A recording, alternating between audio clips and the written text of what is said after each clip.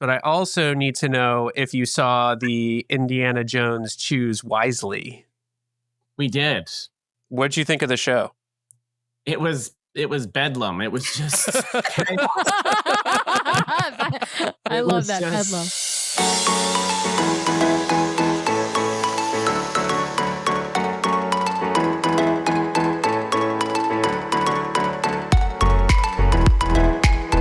Welcome back, everybody, to this week's live episode of the DCL Duo podcast, brought to you by My Path Unwinding Travel and also our good friends from the DCL magazine. It's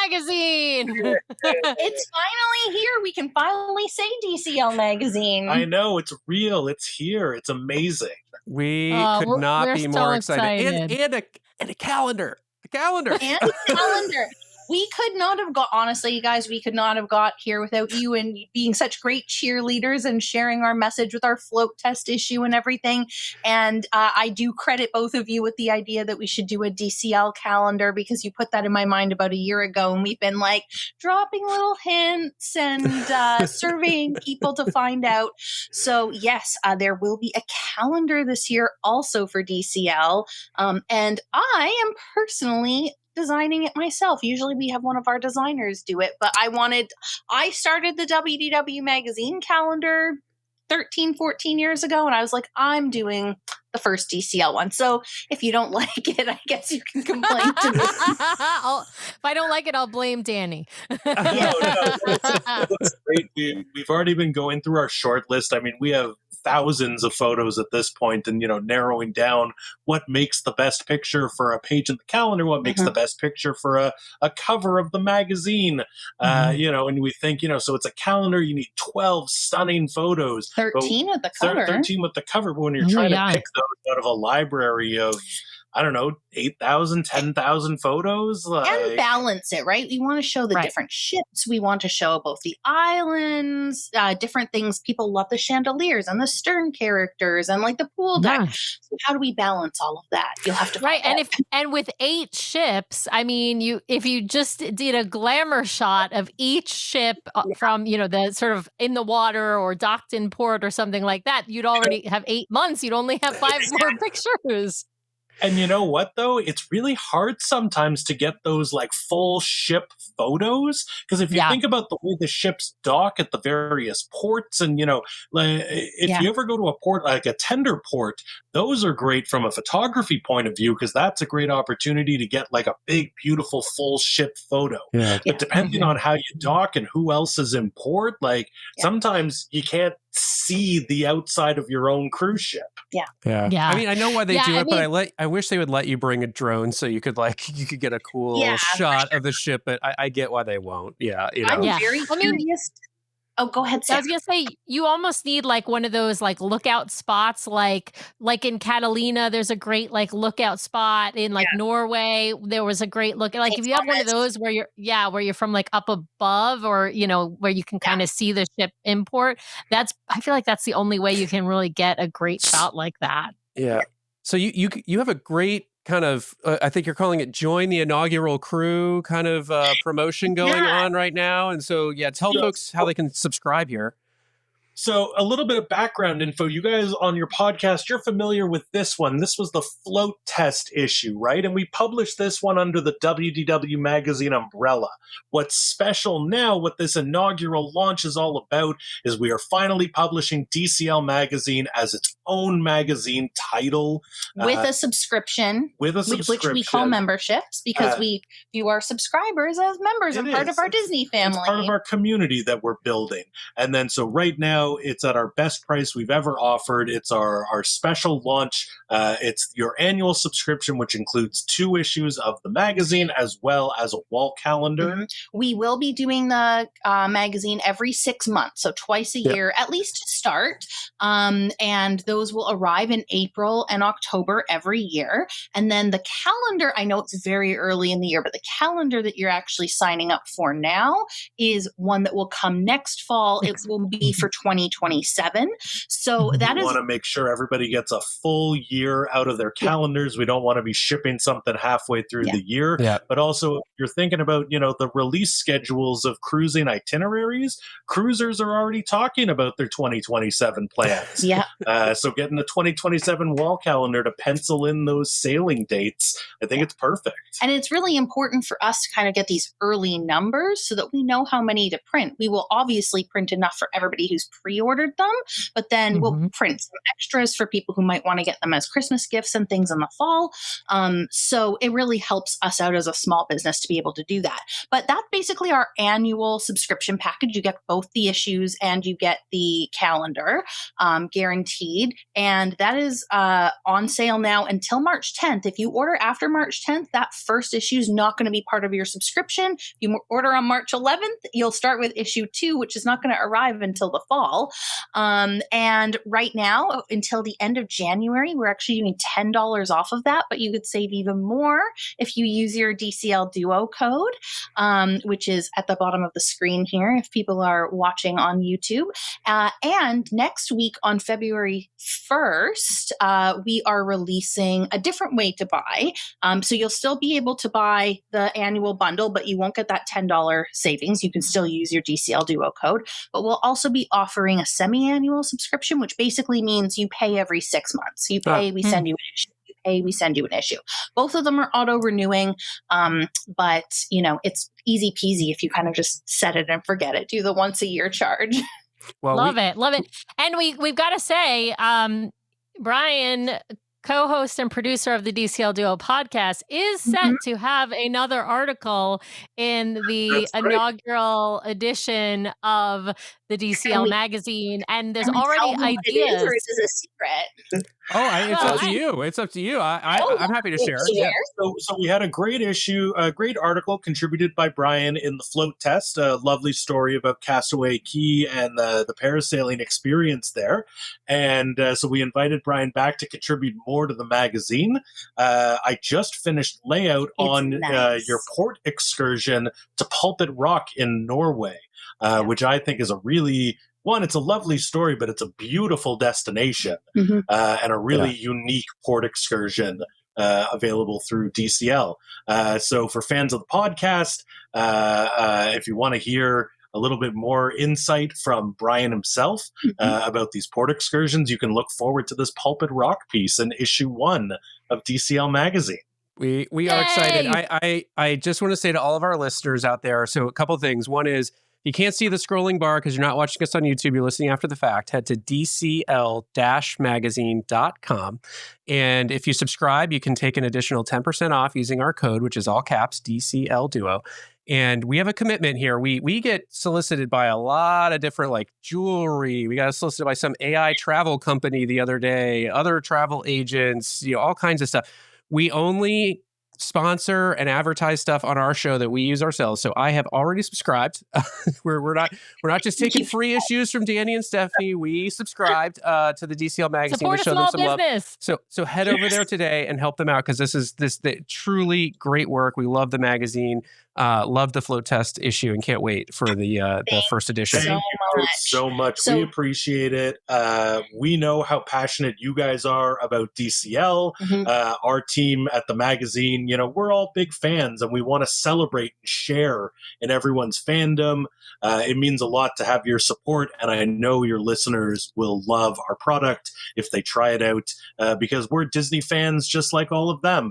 And we're here. We want to experience the magic and the joy and talk about this thing that we all love to do so much. I do see a couple comments coming in from the viewers talking about photos, and can I just address that for a moment? Yeah, absolutely. Yeah. We have a wonderful team of photographers that we work with for all the magazines, where we do all of our own original photography. There's very occasionally a piece of concept art or something like that from Disney that we share, something historical from archives, but almost all of the photography we do and over on our social channels is all done in-house by our own team of professional photographers. And that is going to be the case also with DCL magazine. So yes, DCL magazine, but the DCL magazine magazine calendar. So if you like what you see on our socials, if you like what you see in the magazines, that is also what you can expect in the calendar itself. And at some point, we are going to follow through on this idea to do a show with Danny talking about how to take your best cruise photos on board because just message him. He'll be happy. I'm to. available. If there's something that I like to talk about even more than Disney, it's talking about camera stuff. But those photos are really important. For some people, cruising is a rare and very special occasion, and you want to document and have those memories. We want you to feel like you're kind of having that moment of escape, right? Escape from the everyday when you're flipping through the magazine or the calendar. I see another comment that's, does the magazine ship to Canada? Yes, all of our magazines and print ship worldwide. And actually with DCL magazine, in either of the subscription formats, it includes free shipping worldwide.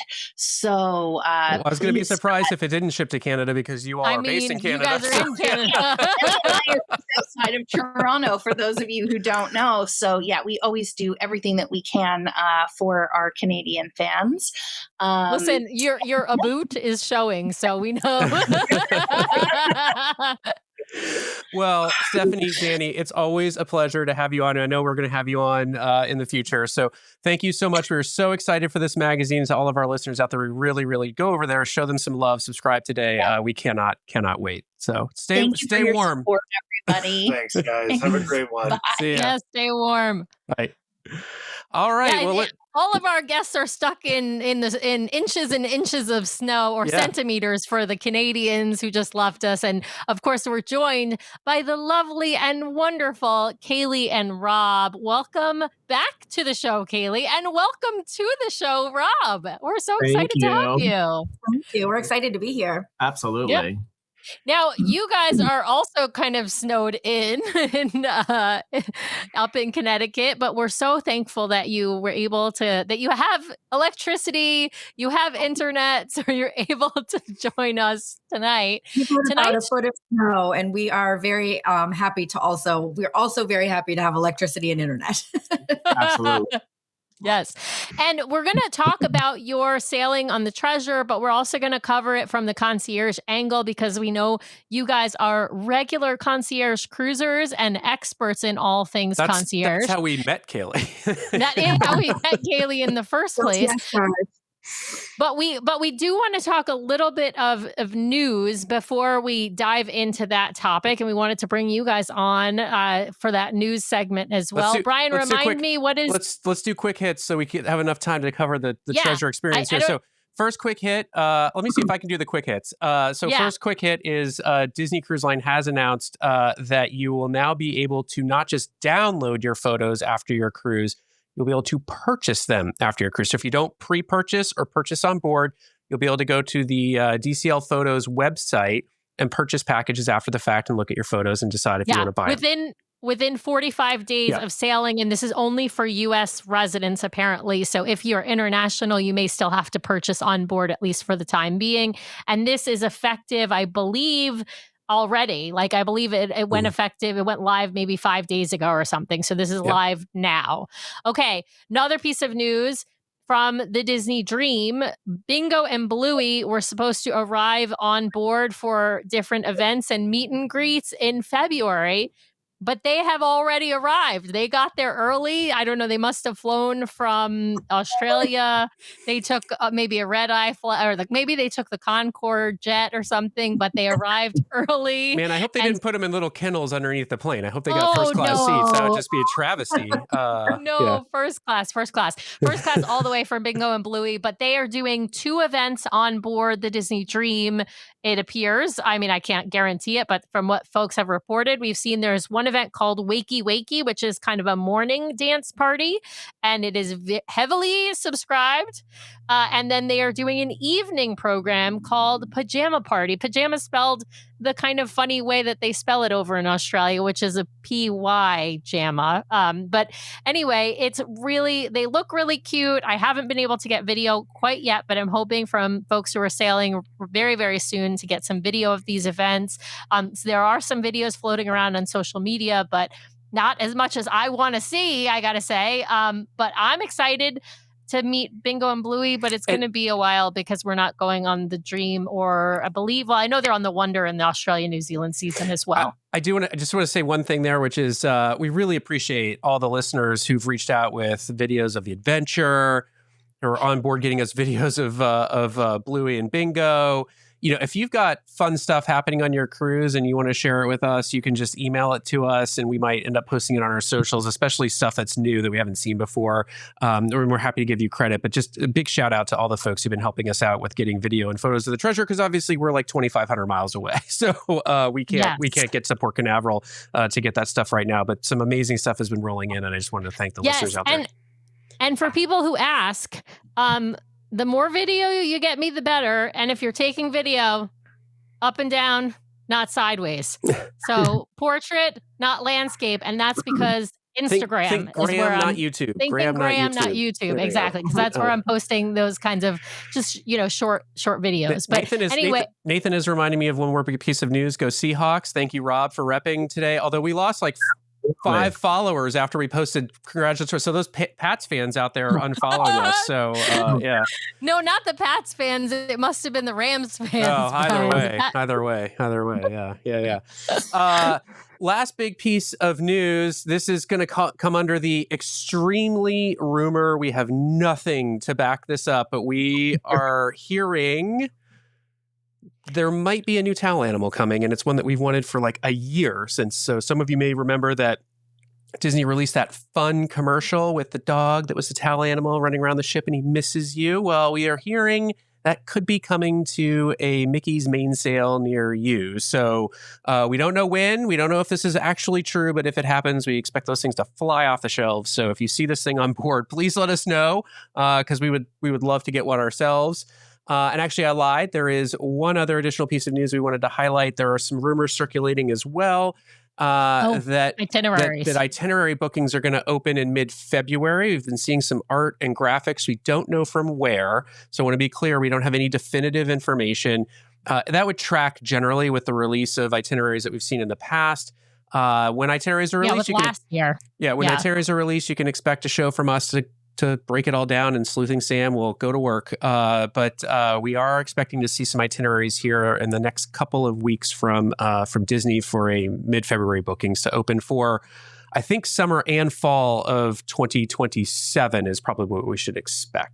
Well, summer. I don't think fall. I think just summer 2027. I thought they kind of moved to a twice-a-year release schedule. Well, that's what they said they were going to do, but I don't know if they've actually done it. So we'll see. Yeah. I mean, I don't know. We don't know. We don't know for sure what they'll release, except we know that summer has to be coming because that's next. Yeah, it's next. Yeah. Exactly. All right. Let's get on board the treasure. I want to hear all about Kaley and Rob's fabulous first experience with the Disney treasure. So let me start with this. You've been on the Wish, obviously. Correct. How did you find that you step on board the treasure? Were you like, wow, this is so much better than the Wish, or it's all right? Like, what did you think of the first impression of the ship? Me? It was just different. It's a different design, different decor. I mean, we had seen some photos, so we had sort of an idea of the sort of richness in the colors that were in the Grand Hall. So some of it was expected, but to see it in real life was really amazing. It was nice to see that it was that much different than Wish. Yeah. What about you, Kaley? How was it for you? Yeah, I agree. I feel like when Wish first came out and everybody was sort of poo-pooing all the differences and there was all this sort of pushback about where was the classic Disney ship that everybody knows and loves. And we love Wish. Wish is beautiful. The theming of Wish really speaks to me personally, but it wasn't until the pictures of Treasure started coming out that I appreciated Wish even more, because it just, it's such a contrast point. And now with Destiny as well, I feel like it gives you an opportunity to appreciate each of them for their own individual, unique stories.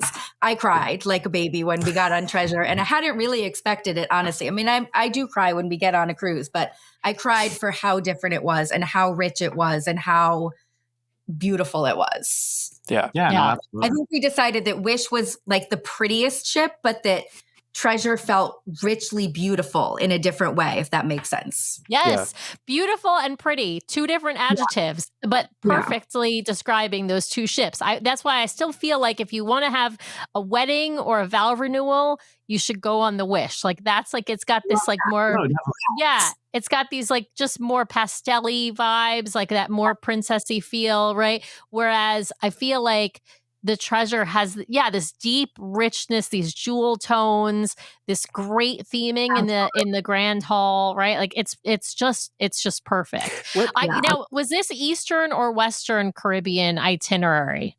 This was Eastern. The best. Okay.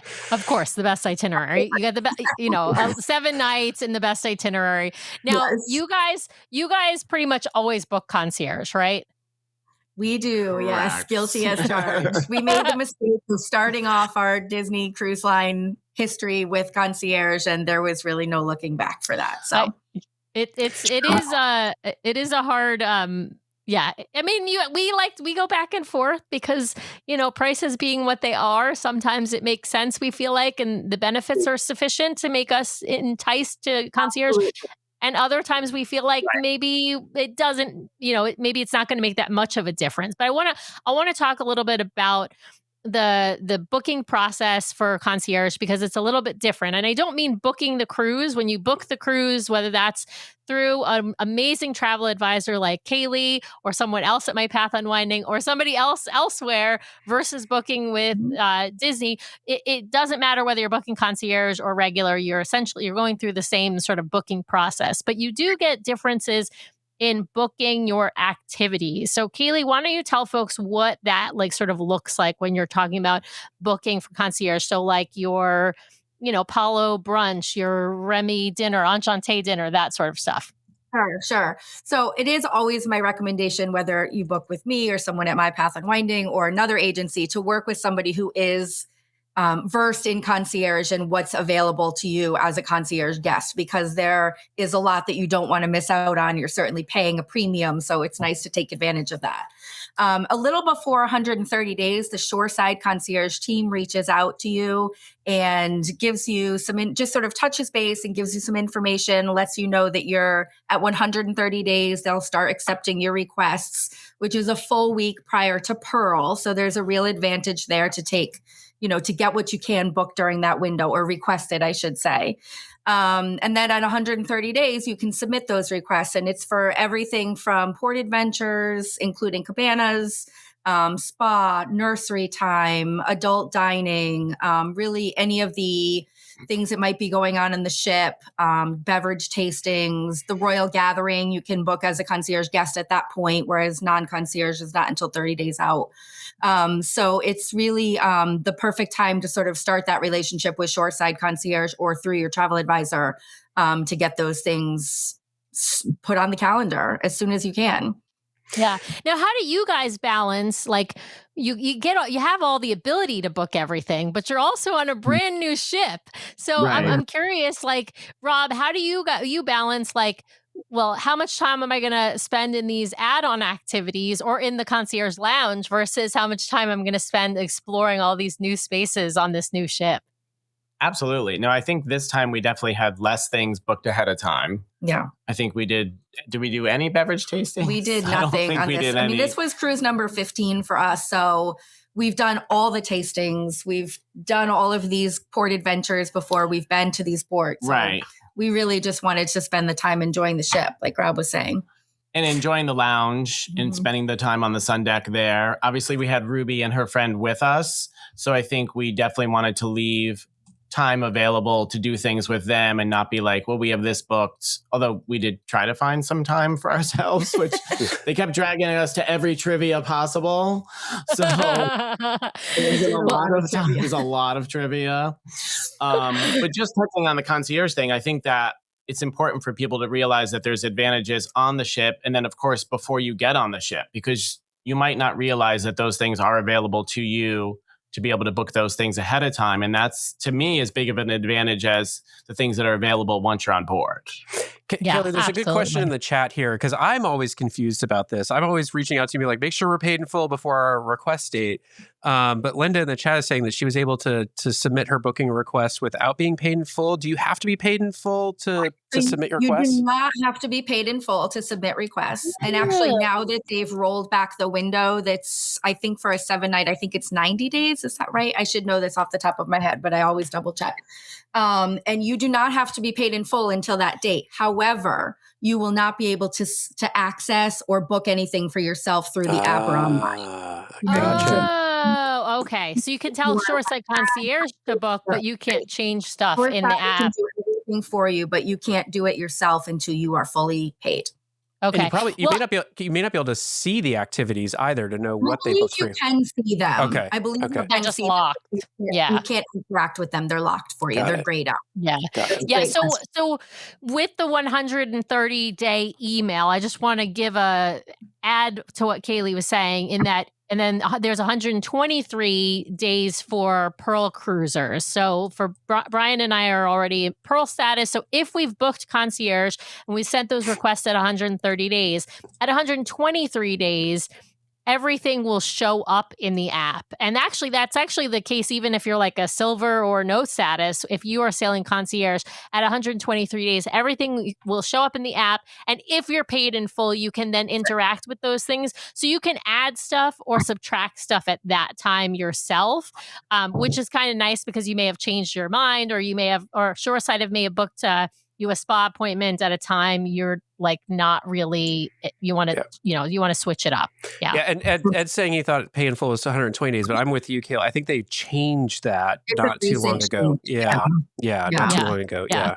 I mean, verify with Disney. Don't go off of what we're saying, but verify with Disney. Yeah. Well, and these dates, the other part is the dates change. Disney's, often changing things like whether it's a 7-night cruise or it's 1 to 6 or there are some differences. So just always check with Disney directly or your travel advisor. So what I'd like to do for a second is I want to walk through some of the unique spaces on the Treasure and just get your kind of quick takes on what you thought about these new spaces that they're offering on board. Maybe I'll start with a kind of an easy one, which is the Skipper Society, which is the replacement for the Bayou on the Wish.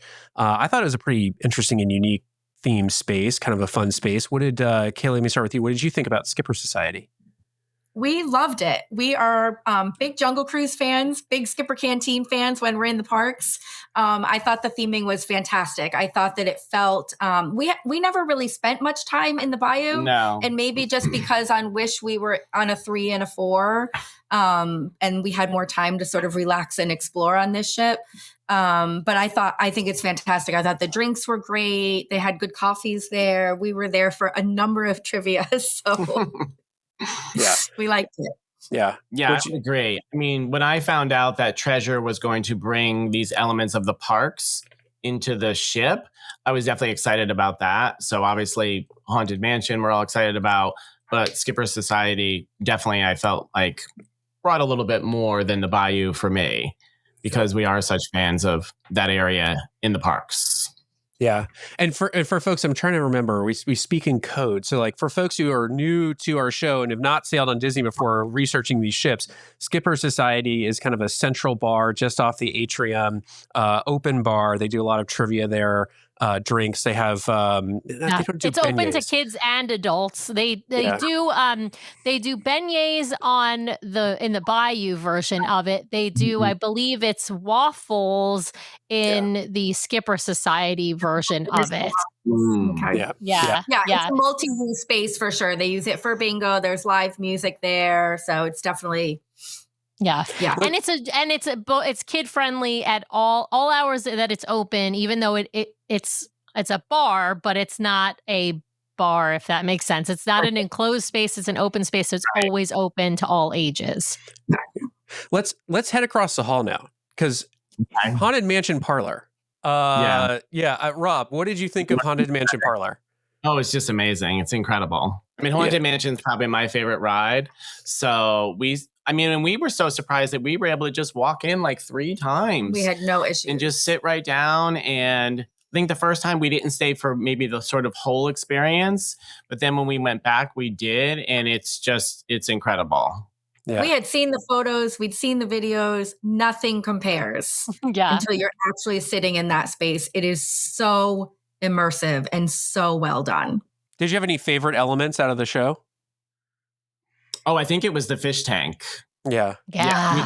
Yeah, because we watched the pre-show. I thought you were going to say the bartenders with the that's true. The tambourine and the bartenders making the noises. That was so cool. But the fish tank was great because we had watched a little sort of documentary prior to boarding, and it talked about, what went into making the fish tank and how they added, what did they add?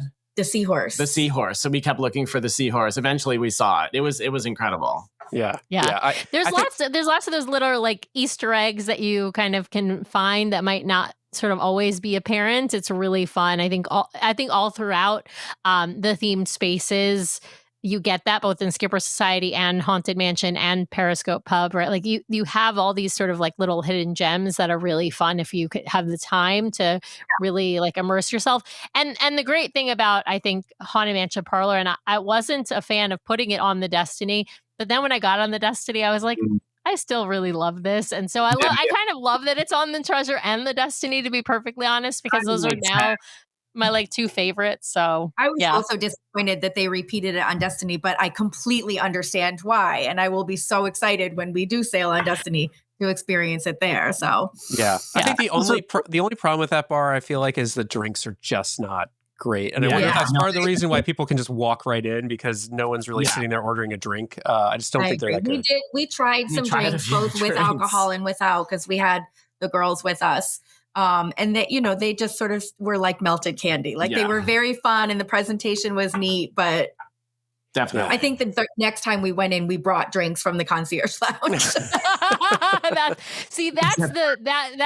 the super secret cheat, right? Like if you are, if you're sailing concierge from 5 to 10 in the lounge, drinks are included, and so you're not paying for it's an open bar situation. They don't have like Louis XIII, but they have like anything that kind of standard bar fare and all good labels. And so you can get your some drink. top shelf. They do have some top shelf liquor. Some, I just mean they don't have like. Yeah, I just mean they are not going to give you something that costs, $1,500 a bottle, but they do have some really nice stuff in there, and you can take your drink with you wherever you go on the ship. You don't have to drink it in the concierge lounge. So that is one of the benefits. And when your drinks are too sweet at the Haunted Mansion Parlor, get a drink someplace else, whether that's the concierge lounge or whether that's Skipper Society, and just bring it with you. Yeah.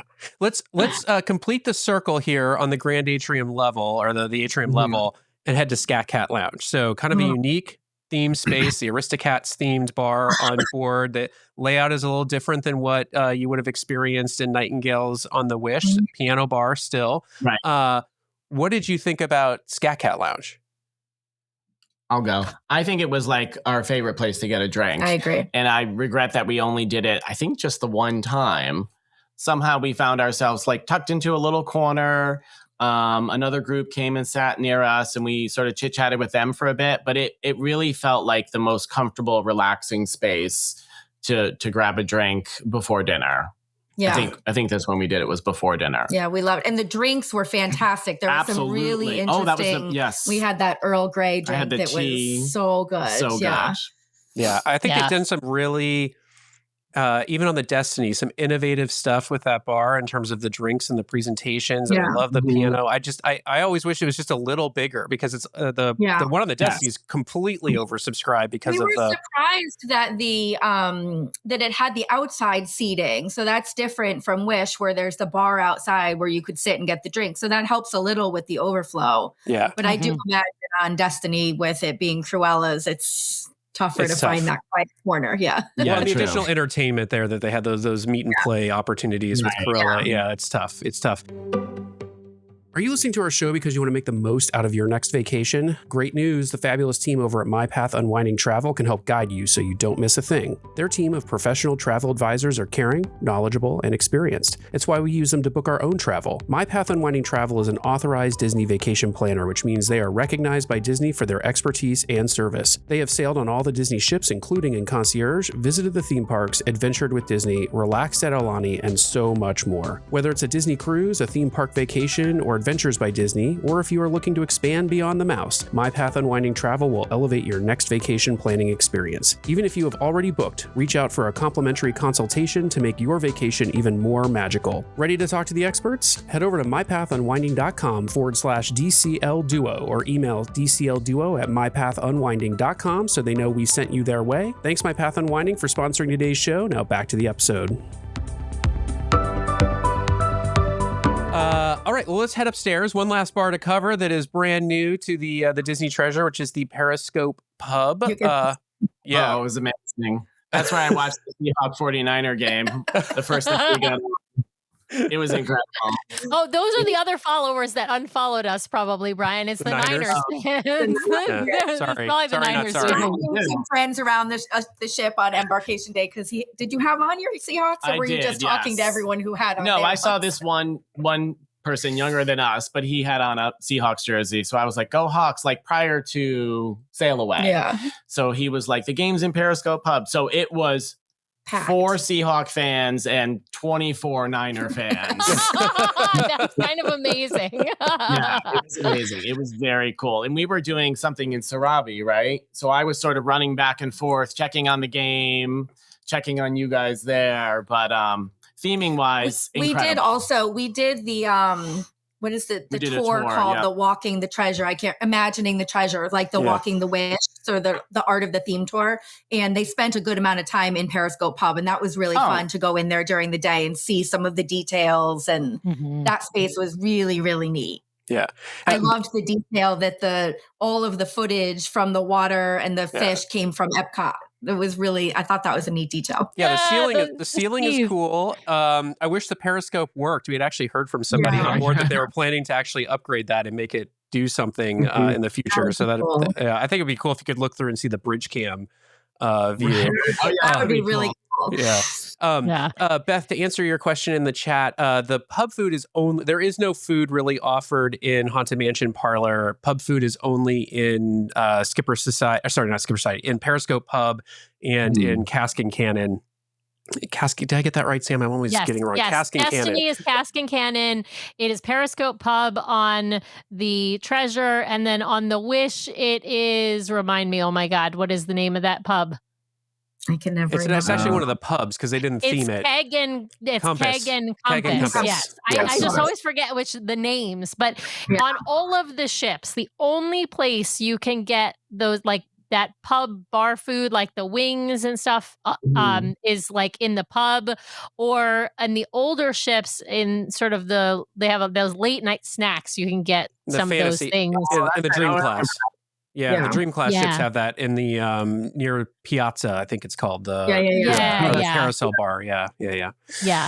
All right. Yeah. Well, you mentioned Sarabi. So I got to ask you what you thought about the Sarabi space, but I also need to know if you saw the Indiana Jones Choose Wisely. We did. What'd you think of the show? It was bedlam. It was just I love that bedlam.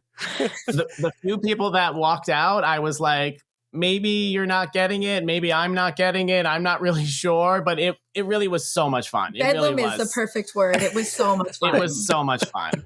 We had seen them earlier as Coriander and Sage, sort of doing their storytelling in the Grand Hall. So we loved them there, and it was crazy. It was very cool. I was definitely glad that we stayed up for it.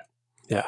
So much fun. I remember you guys mentioning it. It's so interesting, the Wish treasure thing, at least for me. Like when we got on Wish, I was like, wait, why is this here? And why is this about Luna? Yeah, about Luna and about just the whole layout compared to like Dream Class and, where we were used to things being. So I feel like for Treasure, by the time I got on Treasure, I was kind of used to things being in different places. So I felt like I enjoyed the spaces more just for the fact that I knew what to expect going into it. Yeah. So we didn't really spend this time in Luna, but we were like, we were in front row in Sarabi the whole time, You weren't just front row. You were actually on stage in Sarabi, if we're telling the truth about it. I have the clips. I have the clips to prove it. I'm not sharing them on social media, but I have the clips to prove it. I don't know what happened here. Did you do Match Your Mate or Match Your Matey or something? We did Match Your Matey. Oh, love it. So Coriander and Sage were running that. I don't remember if they had a different name. We went to Match Your Mate, and maybe were Ruby and Addie with us? Yes. I don't remember. And maybe they made a little bit of noise about us getting chosen, but they chose some other couples, and that was fine. And then we went to Ruby Match is Your Mate. college age, by the way. Ruby is college age. She's not a coming little out. kid, so she can go. Yep. Yeah. So they were at all the 18 plus stuff with us, and they're always rooting for us to go up. But at 25 years of marriage, you're in the middle there. You know what I mean? Like they want the newlyweds, they want the 40 they plus want 5 years. years, Or 10 I thought we years. were safe, but apparently not. But at Match Your Mate, there was no one, I think, above 15 other than us. There was the same couple who got Match Your Mate at 40, but they were like, we're not going to choose you again. And of course, Ruby and Addie were like, pick them, pick them. We were all the way up in the balcony too. So Which does bring up a point with Sarabi and Luna that when you get called downstairs, you have to go all the way out into the elevator and the stairwell and like run down. They need a little spiral staircase in there just to come down. That's a design flaw. So it was amazing. It was so much fun. I mean, two of them we might have known. Won, Brian. They won. We won. Yeah, we got a perfect score, which they claim they've never seen before. So we got extra treats for that. So, but it was very cool. It was very fun. We also became friends with Frank and Tim, who run this sort of entertainment. So Frank is the head of adult entertainment. Tim is sort of his sidekick. And Frank has a theater background and a number of connections to Stony Creek and our area. So we sort of made all these connections. And then once that happened, we saw him everywhere and we went to all the things. And so he was very excited that, we'd made friends and now we won with Coriander and Sage, and it was all very full circle. It was very fun. I feel like the problem with those shows is once you're up on stage, you're celebrities for the rest of the cruise. People are like, especially with Match Your Mate, people are wandering around like, oh, there's the Volkswagen Bug people. Oh, people were asking questions that were inappropriate at times related to the end. Ruby was equally mortified and also really proud. She was. It was cute. My best piece of advice if you're multi-generational cruising is don't get grandma and grandpa called up on stage because you're going to need therapy after that for a while. So Definitely. All right. Well, speaking of Coriander and Sage, did you catch any of their other sort of acts on board? And I mean, like the way I look at this is like the Wish introduced the spaces. The Treasure really kind of upped the spaces and introduced the entertainment, and then the Destiny really ups the entertainment then in those spaces. That's a good point. Yeah, what did you think of Coriander and Sage around the ship? Well, we saw the storytelling in the Grand Hall, and it was great. It was very cool. We regretted that we didn't end up taking a photo with them at some point because they definitely added a lot to the experience. I mean, obviously, if you're on Treasure and it's a week-long cruise, you're most likely making more connections than you would on a 3 or 4 night. Not that you can't on those cruises, because if you put yourself out there, you'll definitely make those connections with the crew and other guests. But obviously on a 7 night, and like we said, with having Addie and Ruby, they were going to even more things than we were. If you're going to all the things, you're making those connections with the crew, which really adds something. We did the scavenger hunt thing at one point, and I had to grab the Seahawk fan that I had met on the first day, take him from his team to help our team. So I felt a little more comfortable doing that, knowing that we had met each other already.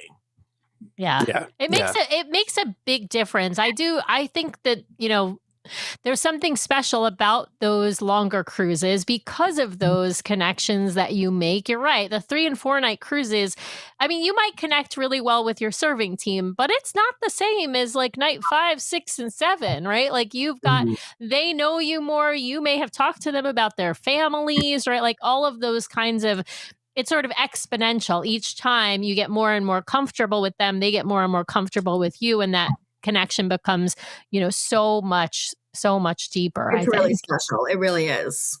Yeah. I got to pivot over to shows because obviously that's where my heart is.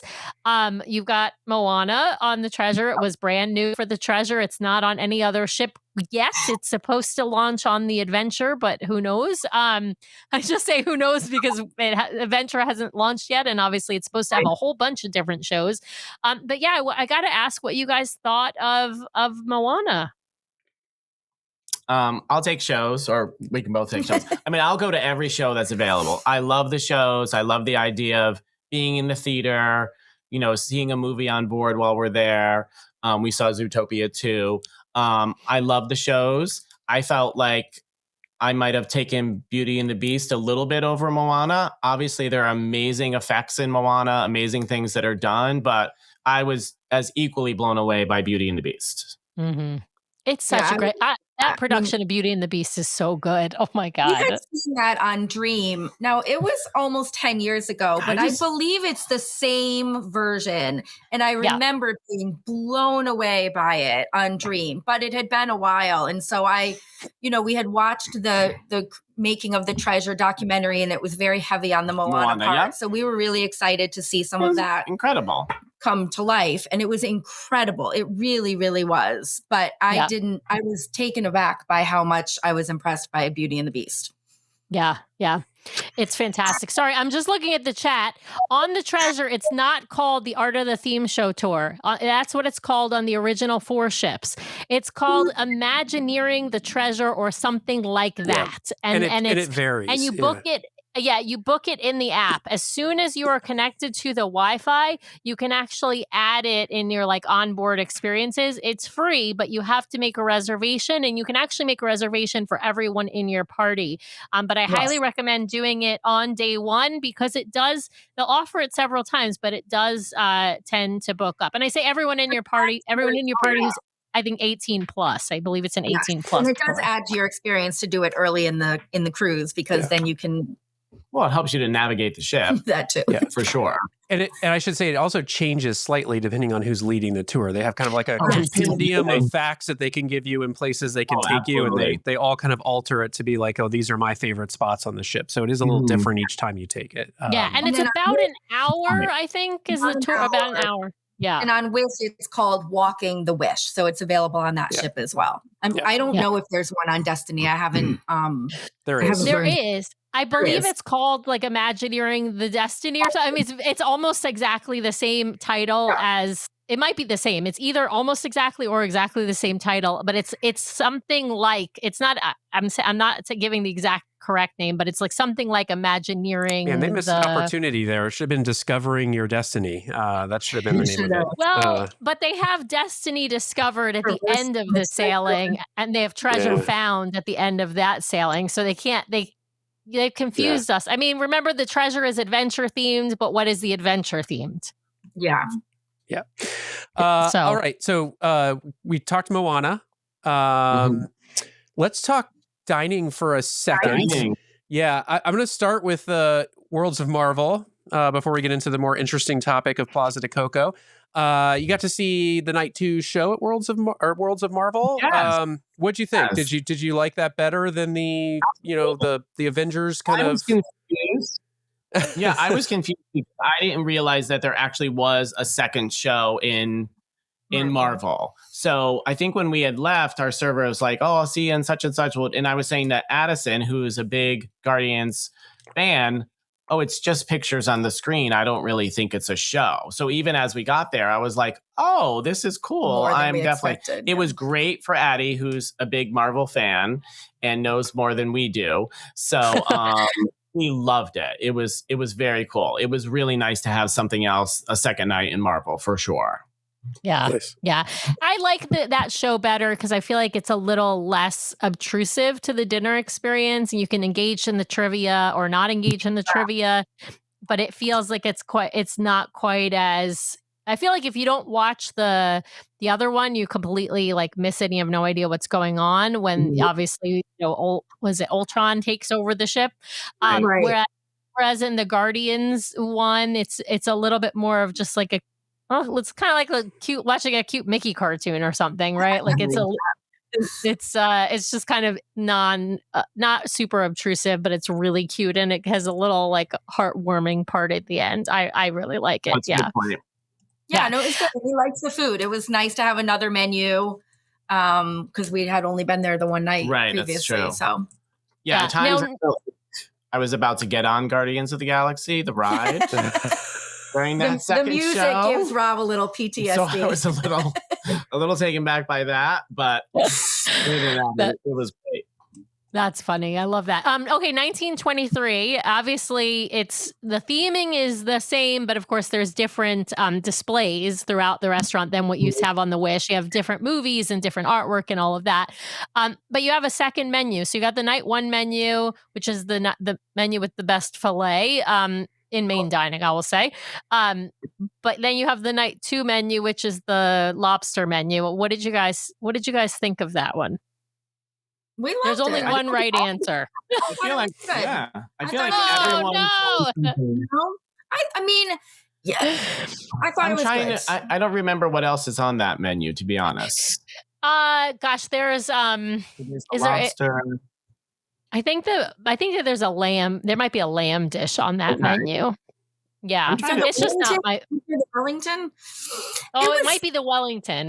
It was might the be. Wellington. Okay. I love 1923. I'm a softie for Disney history and the history of animation. So I just wander that space and I intrude in people's meals, looking at the things. And so I feel like that probably, factors into my saying that I liked it. But I thought it was fine. I clearly don't remember it that well. So I wasn't blown away by it, but I wasn't offended by it. Or taken back, yeah. Yeah. No, that's okay. All right. Fair. All right. Well, we have to. Of course, the main course is Plaza de Coco because that's the one that's new for the treasure. Of course, we know it's Pride Lands on the Destiny. It's Arendelle on the Wish. So it's the one with the most theming, the most sort of show elements to it during dinner. What did you guys think of Plaza de Coco? We loved it. I mean, Ruby and Addison were out of their minds for the musicians. It was like they're both comical. musicians. They both play instruments, and They we were had a like- great seat as concierge guests. You often are seated right around the stage. And we actually spoke with the musicians at one point, and they all made note that they could tell that the girls were really into the music and the playing of the instruments. I had asked our server if Ruby and Addie could possibly meet one of them.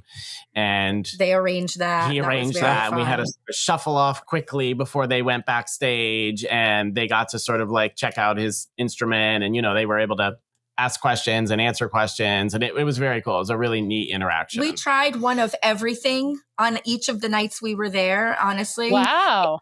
Thought the food was fantastic. It was really fun to have new things to try. I think some things we liked more than others, but overall, I thought the menu was fantastic. I thought the shows were fantastic. Coco is one of our absolute favorites. So it was loud. I think that it is a loud space in that space on all three ships. But it didn't take away from the experience for me. Yeah. I was impressed with them having the two menus like that. I mean, it was definitely, each one was equally delicious. Yeah. Yeah.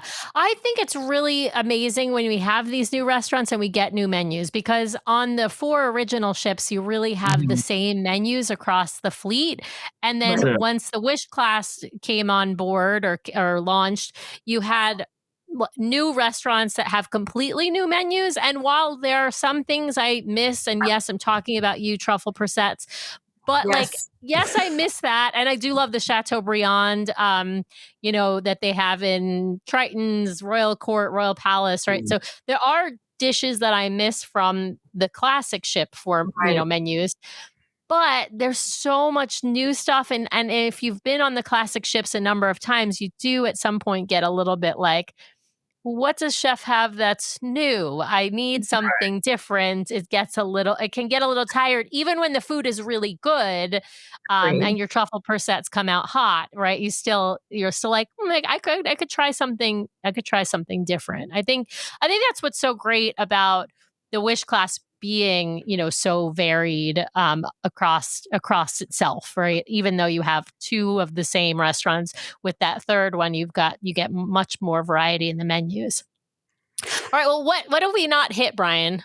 Well, I want to pivot and ask a bit about the sort of the concierge lounge for a second, because it is kind of an understated Star Wars theme, if my memory serves. We've heard. I was understated. Yeah, I will say, Kaley, I'm curious your reaction. You've sailed concierge on the Wish, and now the Treasure.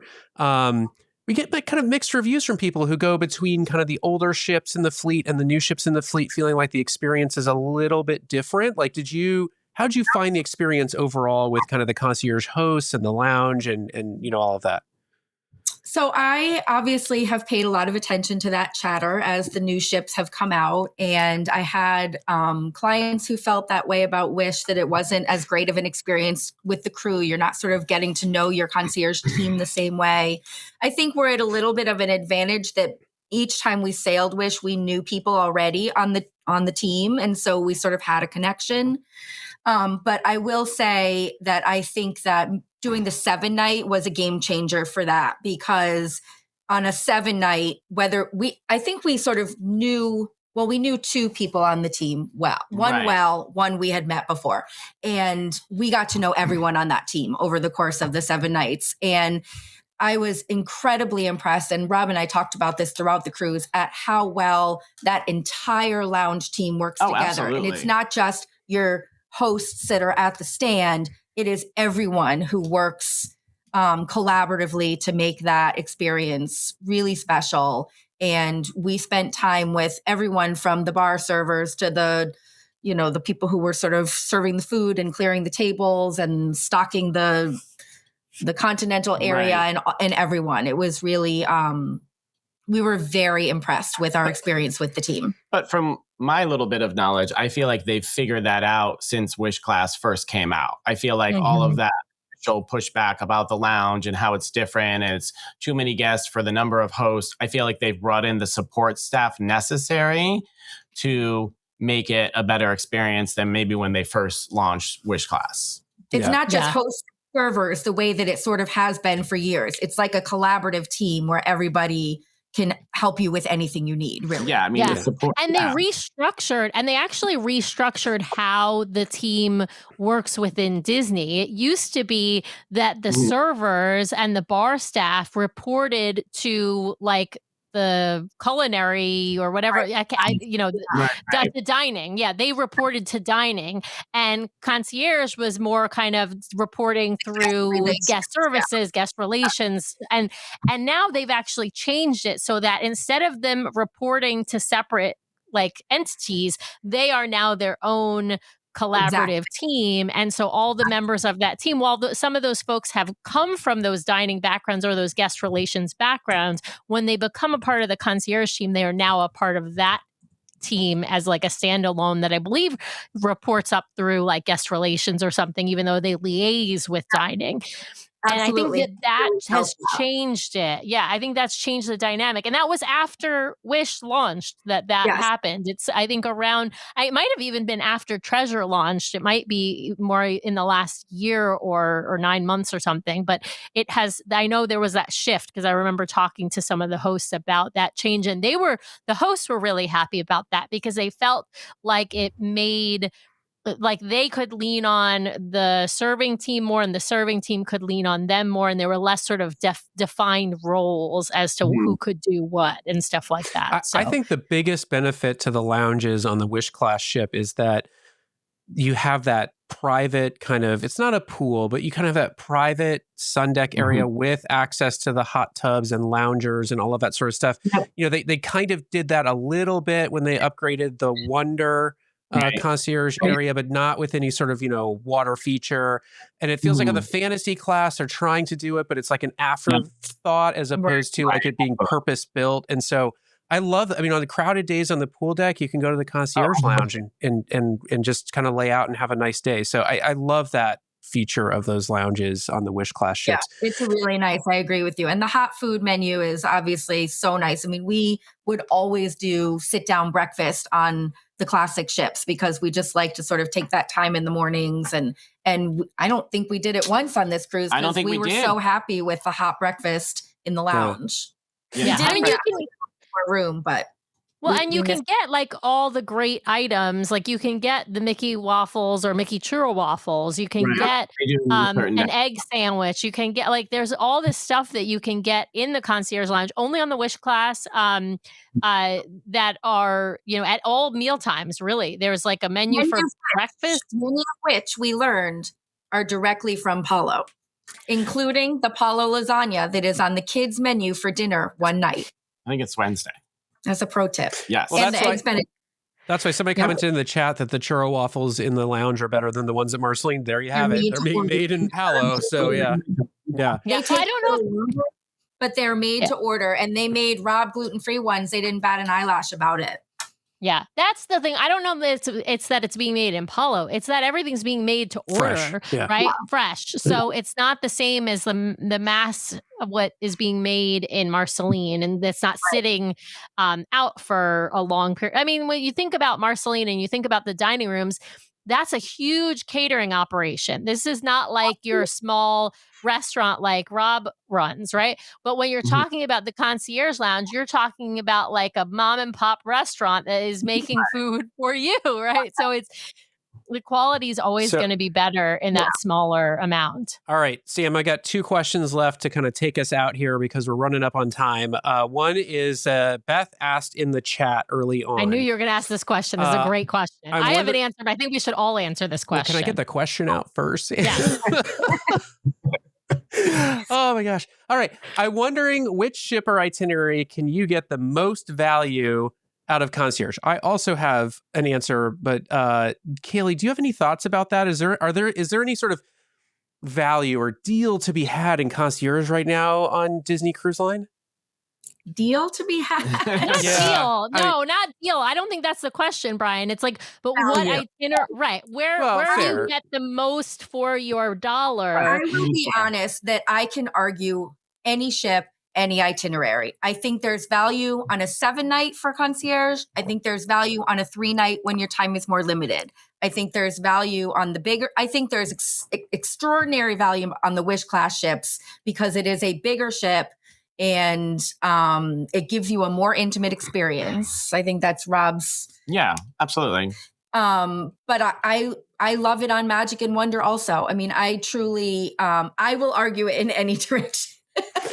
I will say my personal answer is the places where I found the most value out of it: Alaska, Norway, and I think we're gonna be gunning for Concierge on this DVC member cruise because it's gonna have some unique excursions, and so like getting to jump the line on everyone else on board to be able to get on these excursions. Some of those excursions, like the helicopter tours, that exclusively go to Concierge, right?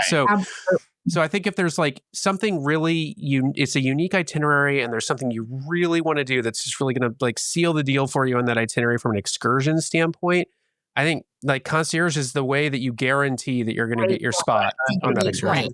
It's like we talked about advantages prior to cruising are just as good as being on the ship. Yeah, exactly. Which is why I'm going to make the argument that unless you're getting a great port deal for an upgrade, right, then booking Concierge at the last minute is like your least value. I'm not saying there isn't some value. There's still value to the onboard amenities, but I would say it's a lower value because you didn't get that benefit of the early booking. I'm going to piggyback on what Brian said because I was going to say Alaska specifically, I think is great for getting those hard to get excursions. And I say that even as a Pearl cruiser, I would say that as obviously as a Silver cruiser or somebody with no Castaway Club status, that would be even a larger benefit.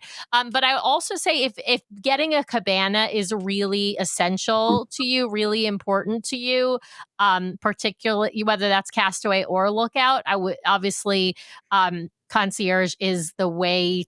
Your best chance. There's not a guarantee. Although I think with Castaway, with the new.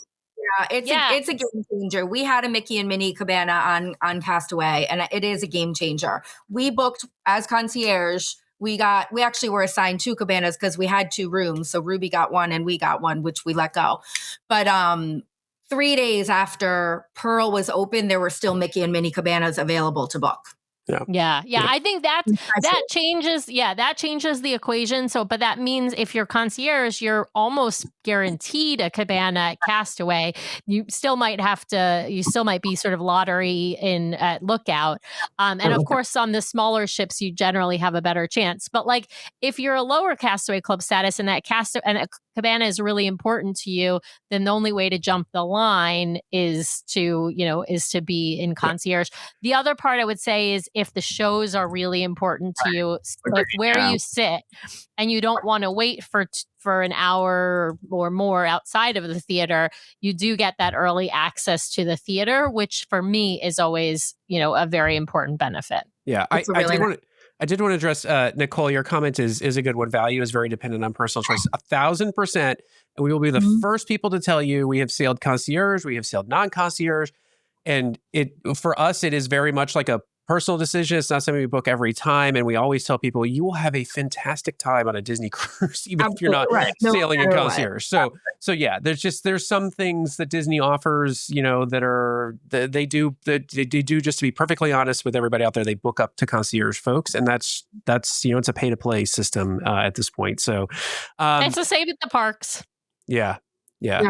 And Dennis, I 1,000% agree. Our Alaska sailing, we would book Concierge again in a heartbeat for all of the unique experiences that they offered us on that sailing. So 1,000%. But we would also book it non-Concierge if we couldn't book it Concierge. Because Alaska is amazing. So 1,000%. Highly recommend. All right, Kaley, Rob, before we wrap up, I got to ask my favorite question. I got to ask my favorite question. What's next? Where are you guys headed next? Oh, what are we doing next? Our next big trip, we're sailing in the retreat on Celebrity, actually, in April, which we're really excited about. That. Yeah, and you don't know this yet, Kaley, but you're coming on the show with Karen to talk about it. Oh, that's so exciting. But not Rob. Rob's not invited. Although I'm pro Celebrity. That's true. We sailed Celebrity. It's been a long time, though. And then our next with Disney is we have an Adventures by Disney Rhine River Cruise. We're doing the food and wine this fall. So we're really excited about that. That's going to be fantastic. I'll say we'll get the ship warmed up for you, Kaley. We're so disappointed that we can't do the cruise with you guys, but the summer is just impossible with our restaurant. So we would do it in a heartbeat. It's going to be so much fun. We will miss you, but we completely understand. So well. And listen, you can rep the hat on ABD even if you're not sailing with us.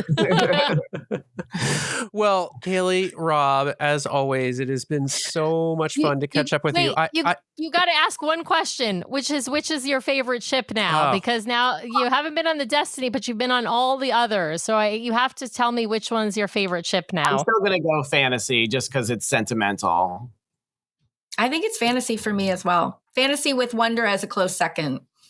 Wow. I love the Wish Classic, but my heart is with those two classics. All right, fair enough. Our first ship. Our first ship.